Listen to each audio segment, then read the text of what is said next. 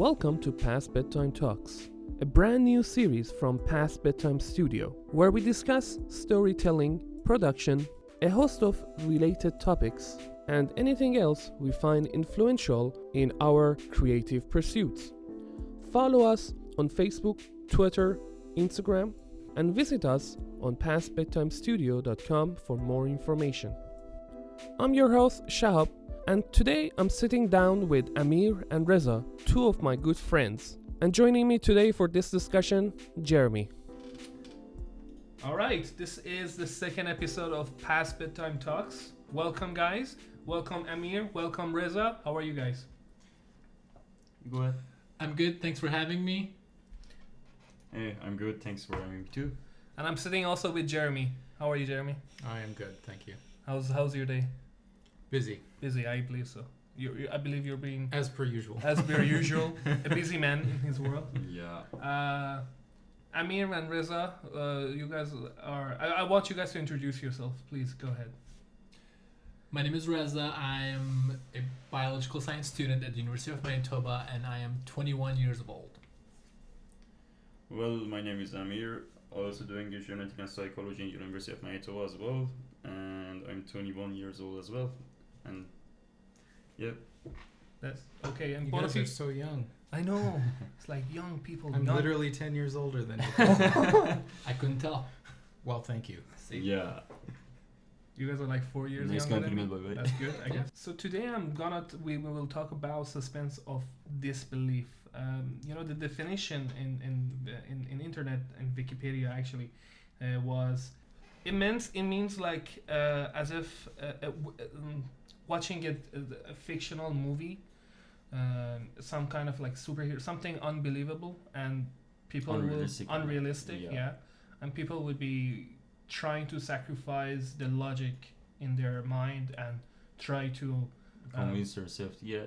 commerce themselves with the idea of this unrealistic thing, right? What do you guys have you guys seen any kind of movie like that recently? I watched Deadpool 2, so that would be super fictional, I'd say. It is It was one of my all-time favorites too. So yeah. Who doesn't love Deadpool movies, right? in general? Yeah. What do you think? What was about that movie that was unrealistic for you? Well, there's a lot of unrealistic things in Deadpool 2 and 1. Well, the whole franchise, you could call it. The idea of supernatural powers and the fact that you could go back and change time. The company Marvel makes a lot of superhero movies, right? There's Ant-Man, Iron Man, Captain America, etc. And then the Avengers franchise. And the whole idea of this comes from a fictional world where the impossible is possible, where we have powers. We are not simply humans, but something more, Right. And yeah, It's really fun. Marvel, I love Marvel cinematic universe. It's really fun to watch it, and I agree with you. It's really obviously it's based on comic books, and when you think about comic books, you always think about superheroes on events that are impossible to happen. Yeah. Most of them are imagination. I know that Jeremy is one huge fan of comics, right? I used to collect comics. Yes. Yeah. Oh, that was great. He has a lot of comics. I've seen it. Yes. What was the movie, like a recent movie you watched that was related to comics or something unrealistic? Actually, it would have been Deadpool 2. Before that, it was Avengers. Oh, Yeah, of course. the latest Avengers. The Infinity War, Yeah. right? Yeah, that movie. Yeah. Put a good tear on everyone's face. I was not happy about that movie. That why? I was really pissed. I think Why? I know why. Well, yeah. Spoiler alert. By the way. Spoiler alert, of course. But I think it was good. But we are not gonna go there. But what about this kind of the suspension that is of the suspension of disbelief in it is hard for people to understand, because when I think about a viewer or an audience, a person who's watching that, does this suspend of disbelief, does this thing affects my enjoyment or my does that affect me to watch the movie? Like, would it hurt me from watching it? What do you guys think? Because every time I watch a movie that is unrealistic, such as any kind of comic book, I don't really think of it as a real thing. I think of it as a complete imagination, a complete. I know I'm aware of its unrealistic events and unrealistic elements of the movie. It doesn't ever occur to me to believe that this thing might be true. What if this is kind of affects my day-to-day life? You know, I never thought of, you know, because I don't get really close to understand that this belief should be something real. Of course, everyone has to know the difference between reality and fictional, right? When you go and watch a movie, that's just a movie, right? You go to the theater, you sit down, you have your popcorn, you watch the movie, and you enjoy it, and then you finish and you come out back to the real world, right?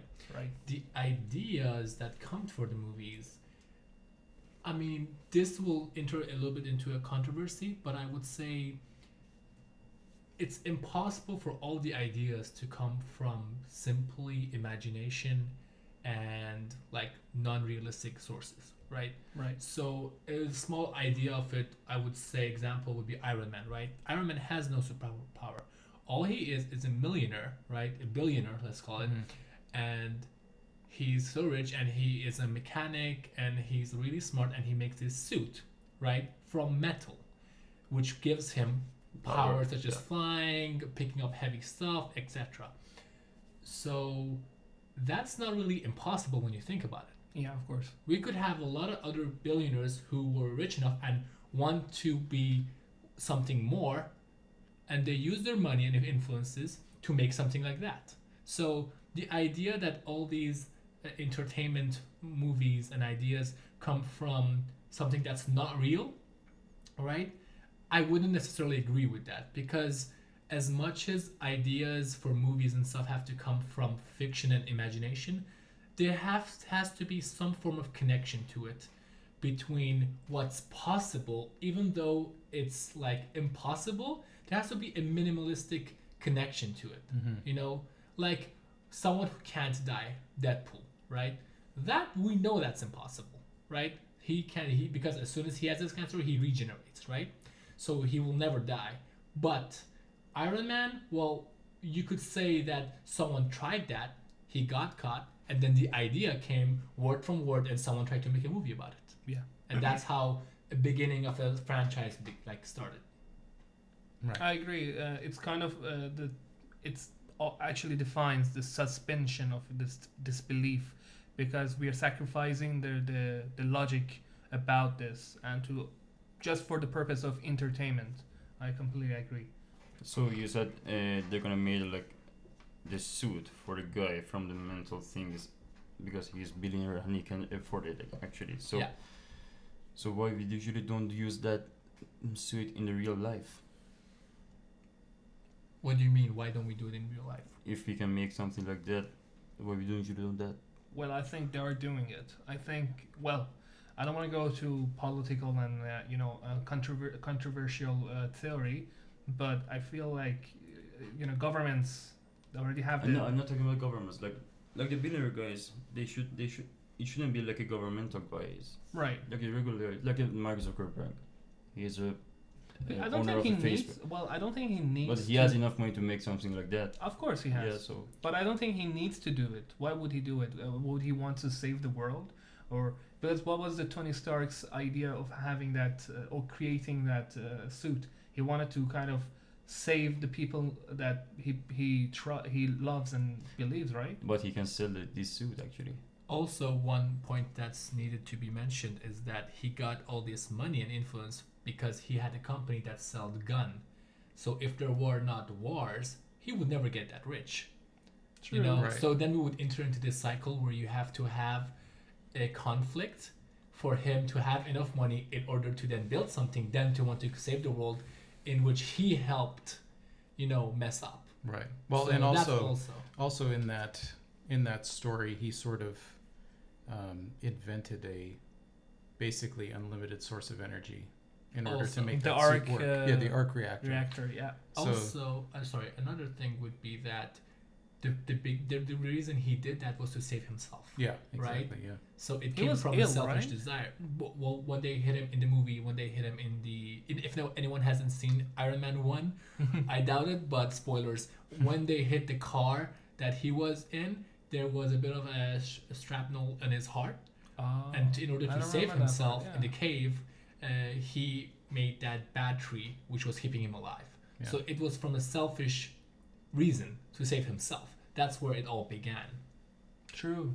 Yeah. True. Which kind of encapsulates his character pretty well. Correct. He can be quite selfish. True. So let's use that concept. Mark Zuckerberg would do something like that because his life is not in danger, and he don't have any reason for him to build something or a weapon or a suit of armor to save people or have it or sell it. I don't think there is any reason for Mark Zuckerberg or any kind of billionaire to do such a thing, because then again that would be kind of I imagine like if someone or a millionaire tried to build something like that, the government would completely try to use that guy or use his resources for their own military uses, in my opinion. There should be procedure where they use that mental thing to create that suit. Okay, there should be a procedure. They can get the iron and then put it to the suit, and something just happened. Okay, so what is that procedure usually used? There is a thing. There is an imagination thing is in the writer in the writer mind. He used that to create a movie or I don't know a story or something like that. So I'm talking about that part. It's not realistic. He said, okay, I'm gonna create a story. The guy in my story gonna have a suit, and this suit made of these things. But he didn't say how he made that suit. Okay, that's my point. The procedure of Yeah, like the Spider-Man, how he can wear clothes like that, and like how he can wear have like that thing is that web shooters. web shooters in his arms. It was a machine that he made. As mentioned in the movie. Actually, it wasn't the machine. It was in his hand. No, the original first one. Spider-Man's. The first one, the yeah, but first I'm ones, talking okay. about Tobey Maguire. Maguire. Yeah. Tobey Maguire. Well, because the source of the superheroes are all coming from comic book. Most of the writers and the directors or producers from movie companies, they don't use the whole concept art or the concepts or the resources from the comic. Well, when Marvel themselves they start to create the movies of their own comic book, they start using the resource from the comic book to be more accurate in the movies. That's why I understand it's completely it's a perfect use of suspension of disbelief, because it's kind of not logical to have such resources to have this specific item that is unbreakable, unterrible. They have their own unique elements of specific things. So I agree. But I have a question. You guys, I guess you're a big fan of the these kind of movies. So what makes you guys to just see these movies? I mean, like, what is it that thing convinces you guys to see that movie? Like spending 2 hours in front of TV and watching that movie and enjoying that. What is that point? Well, I mean, I guess you have to decide if 2 hours of keeping up your logical faculties or over the sake of relaxing a bit is worth it or not. For me, I enjoy movies. I mean, it's really tough to say. I mean, some people struggle with this more than others. Yeah, It's that's right. really kind of a personal thing. I think there's something really primal about storytelling. For us as humans, our language was, I think we used it very early on in order to tell stories to each other. Yeah. So, it's kind of all in the same vein, but yeah, I don't know. What do you think?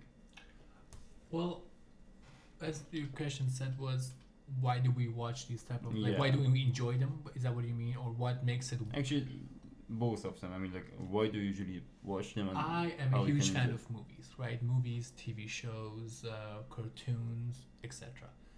And for me, it's not that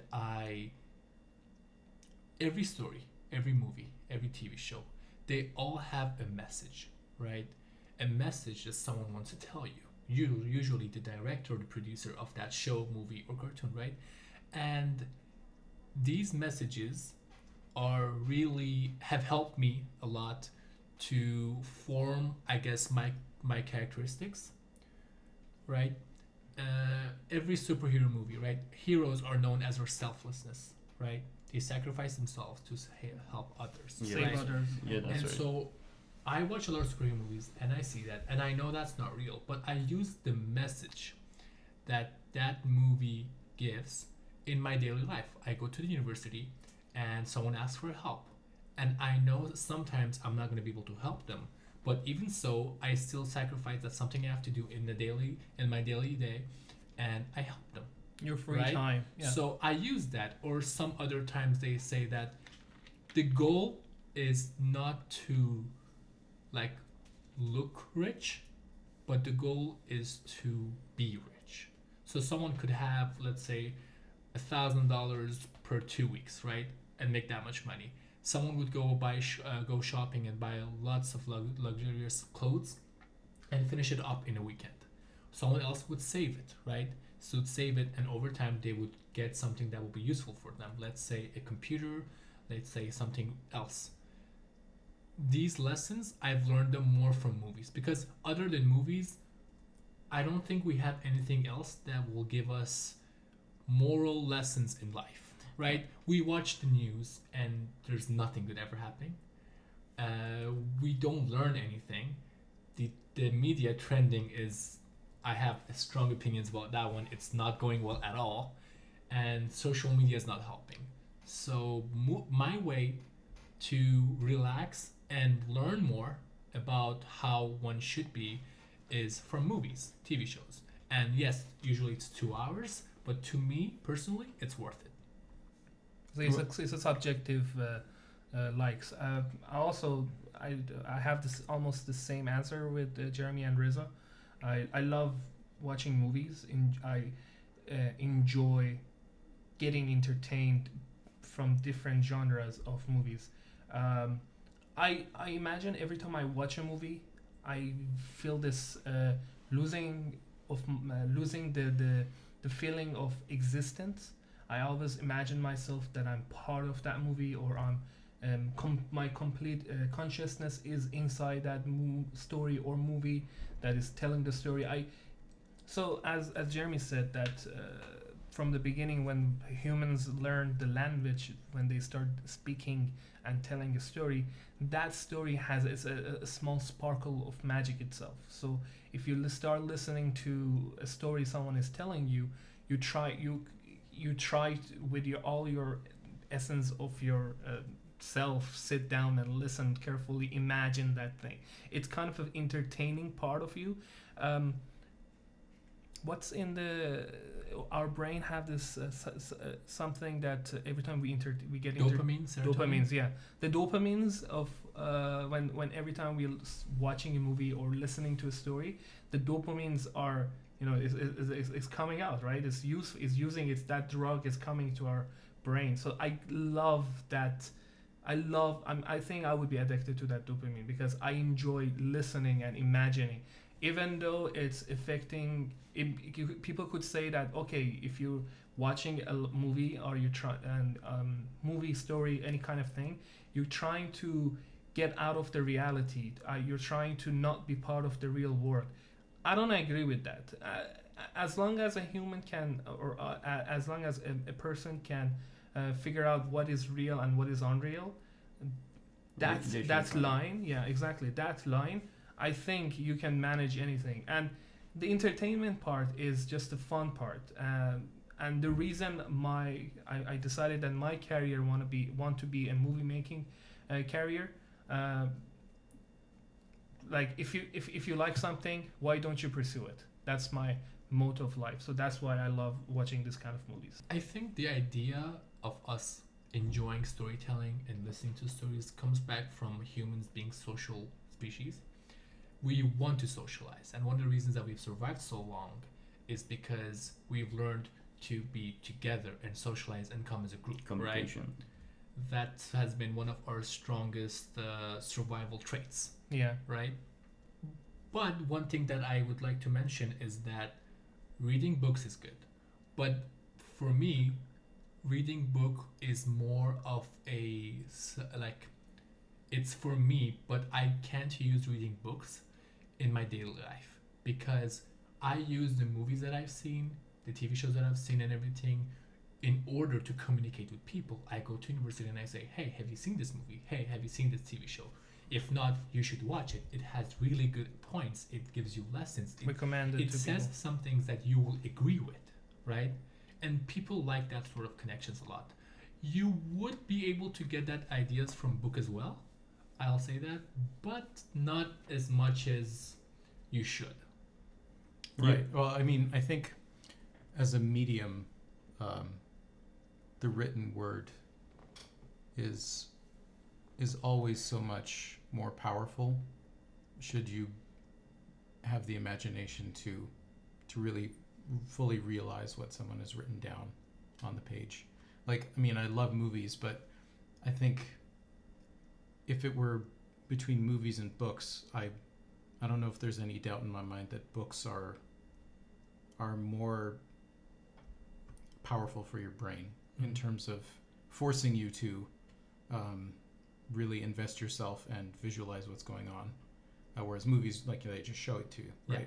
It's kind of like it's like an instant gratification, right? Yeah. Books you need to put a bit more work into Yeah. when you're reading them, which is maybe why people gravitate more to visual media.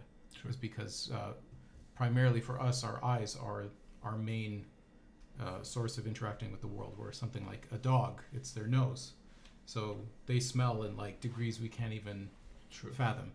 And for us, our eyes are sort of our source into the world. So I think that's why movies are so powerful, because that's how we interact with the world. But books, definitely, any print media requires a lot more of an investment in your time and your own imagination. And I think it's really the same thing with music. With classical music especially, it requires you to kind of invest yourself a bit more. It's You're right. harder just to casually listen to it because it's so complex. And so for me, like a great novel or something, it's difficult, but I think worthwhile. I would remember I was talking to you, Amir, about sci-fi movies and superhero movies. You told me, what did you tell me? You remember? You told me you don't like to watch this science fictional movies and unrealistic movies. Why is that? Well, first of all, that's, as you said, they're unrealistic. I mean, like, I can't use them in my real life, and that's the main problem for me, actually. So I'm gonna say, if instead of like watching a movie for 2 hours, I would prefer to do something else which helps me in the future. That's a main point for me. And I'm a guy who usually try to learn everything every minute of my day. Okay, like every single day, I try to do that. So I'm gonna say, if I want to take a rest, okay, never mind, I'm gonna do that. But during taking a rest, I would love to learn something else. So searching in internet, I know, reading some books, these sort of things. Yeah, that's the reason I usually don't like the unrealistic movies. Sorry. And that's why, Yeah, right. that's why. Is it hard for you to believe in this, imagine this? Like, could I say that? Am I right to say that it's hard for you to believe or imagine unrealistic and ideas like superheroes? Yeah, you said when you're watching movie, you think you're part of that movie, Right. which is going on. Okay, but for me, I'm gonna say, okay, I'm gonna watch that movie, and something unrealistic gonna happen. But the point is, it's just movie. I'm not gonna believe that. So that's everything for me. It's really confusing because when we are kids, when we are infants, our brain is starting to grow, to learn, to collect the data that it's doing.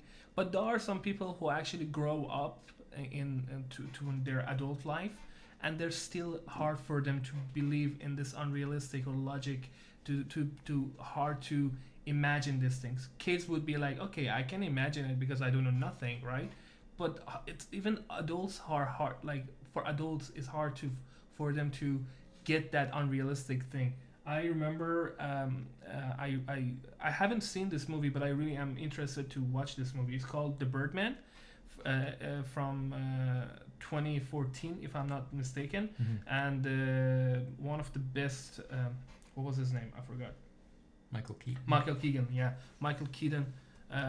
He's the first Batman, I believe, actor who played Batman. I guess in a movie. In a movie, yeah. He played the first Batman, and he played Birdman in this movie.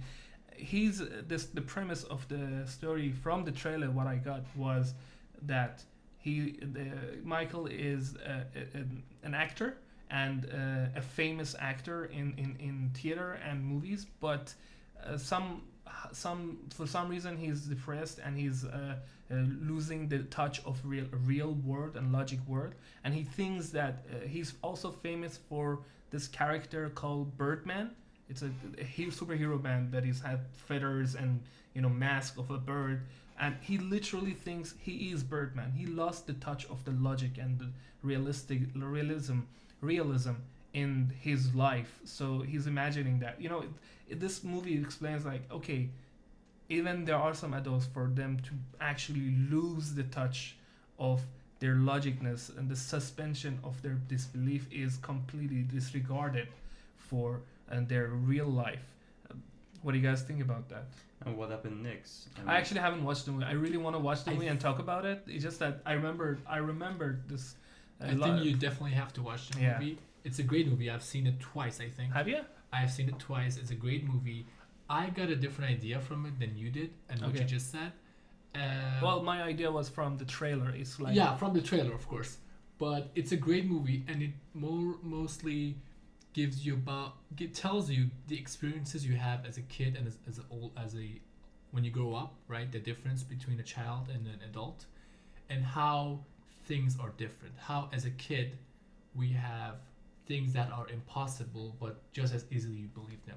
And then when you're an adult, you see something impossible, but because you're an adult and you know the world can't be like that, you don't believe it, right? It really kind of challenges your thoughts about imagination and reality. So you should definitely watch that movie. Okay, I would I will. suggest it. It's really interesting. Have you watched that movie, Jeremy? Yes, a long time ago. So I don't remember the exact details about it, but I do remember it was good. Jeremy, I have a question from you. Yeah. I know that you are a writer. You like to write stories for your own and the podcast itself, right? Have you, in the process of writing a story and thinking of to what the direction of the story should go, do you use the suspension of disbelief? Do you try to sacrifice the logic every time you write a story about, or do you try to infuse your logical experience, the experience that that are logical, to use on the direction of the story? Well, I know being an artist, I mean, as a musician and a writer is really about letting every experience you have affect your work in some way. I mean, I can remember this one. I had dinner with a friend a few months ago, and we had talked about a lot of like political ideas. Okay. But the next day, I sat down and I wrote this beginning monologue to one of the Philip episodes. I don't remember which one it was, but it's like, every book you read, every movie you see, every conversation you have can be material for something, or like can influence you to think in a certain way. True. Yeah. So I mean, I try and take in everything as an artist to help me be a better one. It's really hard to always like think of two-sided, because every time I think about a movie, we always think about us watching the movie. We never think about the writers, the creators behind the movie, Mm-hmm. how they are thinking and how would they like, for example, let's say the writers for Deadpool, right? How did they come up with these ideas? To what extent they actually try to sacrifice the logical aspect of their own belief and ideas. It's really hard, and it's interesting process to know and like listen to. It's really difficult. I mean, I know for me, I'm a daydreamer. Like, I'm pretty sure on my report card in grade 2, the teacher was like, he daydreams a lot. Yeah. Like, that's a bad thing. Oh boy. You need to talk to your parents right now about that. Exactly. But I mean, I've always been like that. I've always had a really active imagination, so it was always easy for me to put myself elsewhere. Yeah. You know, whether it's a book or a video game or a movie, it's really easy for me to kind of involve myself in it on an emotional level. Mm. Yeah, I think that's what helps me write, is by kind of removing myself and putting it into a story, rather than me sitting there, you know, typing every single key and every single word. I'm not really thinking about what I'm writing. I'm just kind of like putting myself in the moment. Yeah. And trying to just see what comes out of that. And it can be mixture of logic or even imagination. Yeah, of course. Yeah, it's always the line always go, and it's kind of a graph of sine or cosine. It's literally a wave of here and there, a positive and a negative. It's always a logical or imagination. Right, and I mean, if it's illogical, that probably means you have really unrealistic characters. Exactly. Or like your characters are saying something that, Yeah. like, okay, they've said this before, this doesn't make sense. Why are they saying this Exactly. now? You know, so I mean, I think your logic really comes into play there when you're trying to build a character Yeah. and make them feel real. Makes sense. Yeah. Talking about writing, talking about art and movies, in the world of movies and art in general. So talking about movies, writing stories, and everything, the one thing that is really affecting movies and writers are the criticism on the art or on the movies. Have you guys ever criticized a movie that like you watched and you hated or you loved it? Do you guys think this criticism is always a positive or a negative thing? Yes. It's really important. Like, criticizing is really important, because if everyone did anything and it was not criticized, then we wouldn't really have a definition, or we wouldn't really have something that's, you know, no one else can do it, right? Like, someone makes an amazing movie, like the first trilogy of Batman, right? Which I think was amazing. Wait, you mean Christian Bale's Batman, Okay, Christopher Right. Nolan.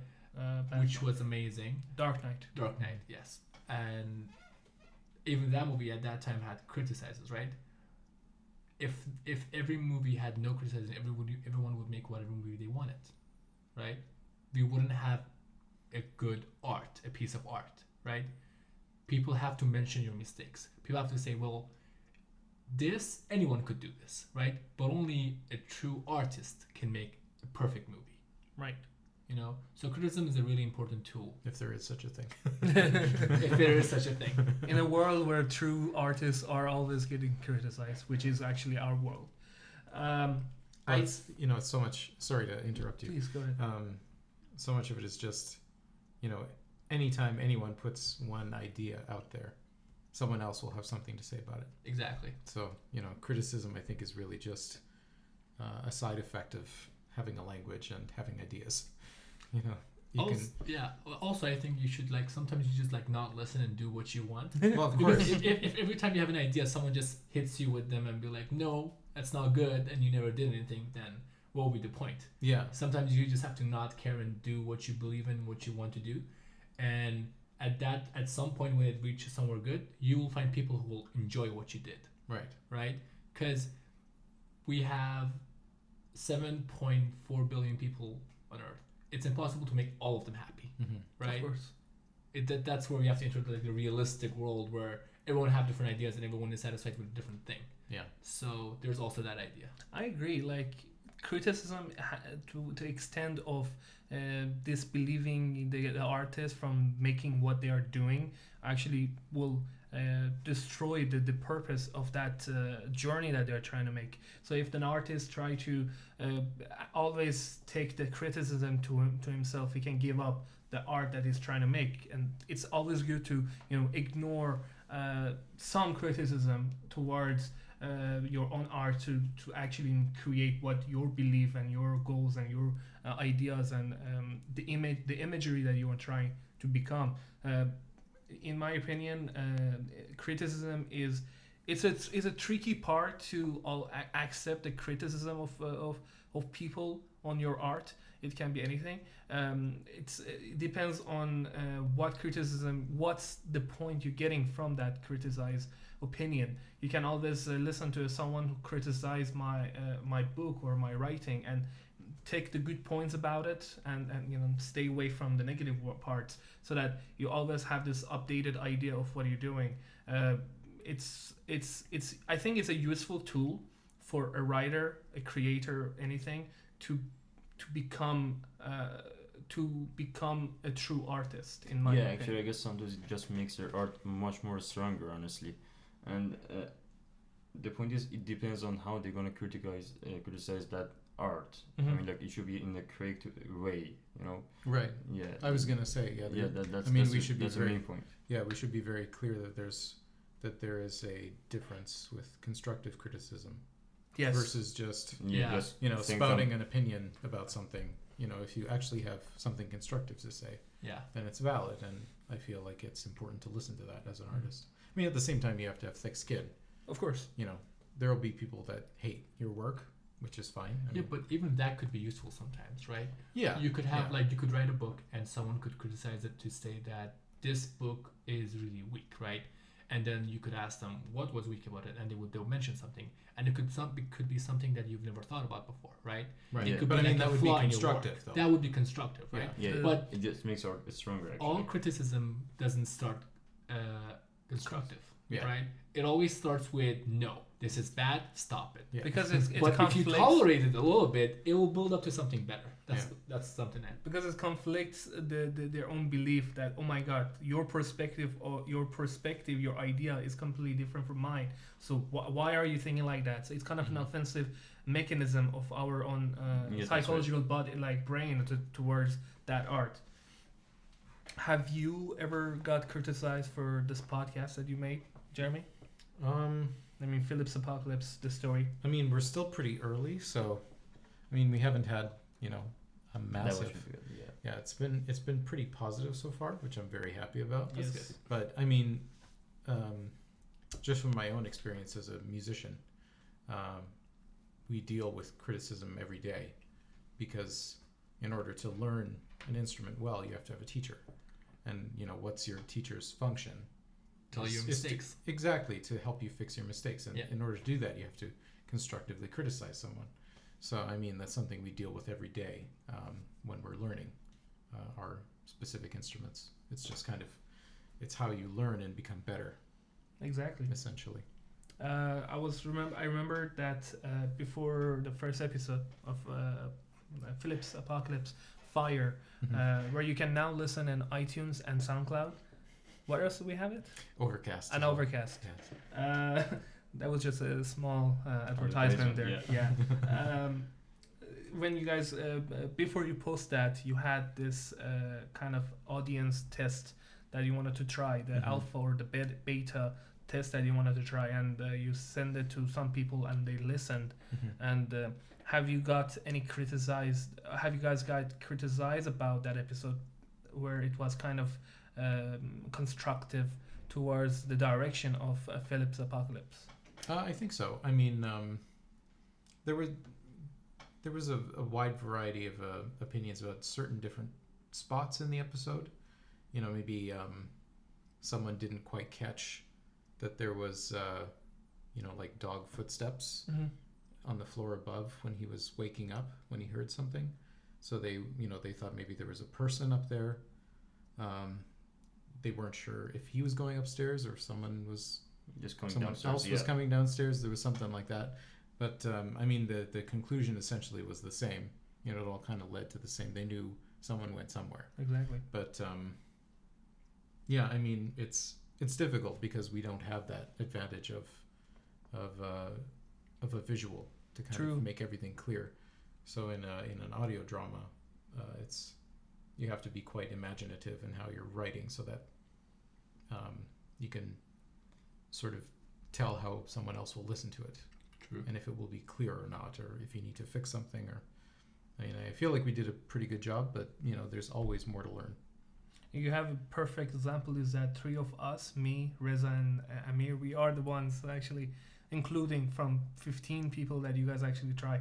We listened to the episode. Mhm. First time I listened to the episode, I genuinely enjoyed it. When the night after work when I got home, Ben was at my place and said, Shahab, I want you to listen to this episode and tell me your honest opinion and be negative as much as you can. And I said, okay, fine.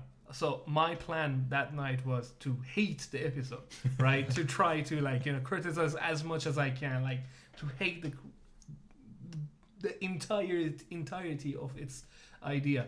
And when I listened to it, I couldn't find anything bad about it because I genuinely enjoyed the music. And I talked to you later after that. I genuinely enjoyed the music about that podcast, the story behind it, the dialogues, the monologue of Philip's, the explanations, and the sound effects of that episode. So there was nothing else for me to hate or criticize about that episode. So it was really enjoying. What do you guys thought about when you listened to the first episode? I really liked the Philip's Apocalypse. I really enjoyed listening to it. It made me reflect and have a lot of connections to it. I would say it was realistic. Like, if it was fictional, right? Mhm. That was the genre of it, I guess. And if that were to happen, It was a what if situation, right? what if situation, right? So if that happened, that's probably how it would go. We would like to argue about different ideas, but Trying I to really like that. I can't wait to listen to the other episodes as well, because I kind of already have like a prediction of where it's going, and it's not a happy thing. But I mean, I'm hoping to be disappointed, but we'll see. But I really did enjoy it, and I can't wait to. Ladies to and more gentlemen, episodes. keep bring your tissues around. You're gonna have a lot of tears happening. I don't know Weeps. why I'm saying that. Wiping around it. No, go ahead.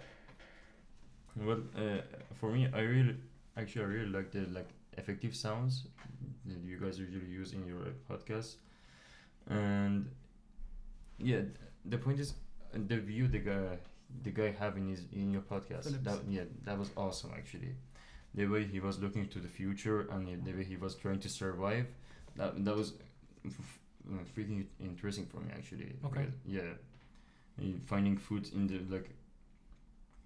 very very old house on also. And confronting the huge dog. It was a wolf or dog? It was a wolf. Yeah, it was a wolf. I was thinking about it actually. So yeah, and that I think that was Reza's idea, but he saw the hopeness in the wolf eyes actually, which was amazing. I mean, Yeah, it's a good thing you made me remember. Yeah. When I listened to the first episode, it made me kind of imagine like a well, and where Philip was falling down more and more to the well, and at the end of the well where there was water, it would be his death. And as he got closer and closer and closer, he saw a mirror of himself, in this case a wolf, Yeah. right? And it kind of remembered his past, as in where he was and where he is. It had it kind of reminded me of another TV show that I watched as well. It's called Mr. Robot. Oh. And I really liked it because it was, I want to say, pessimistic in a way.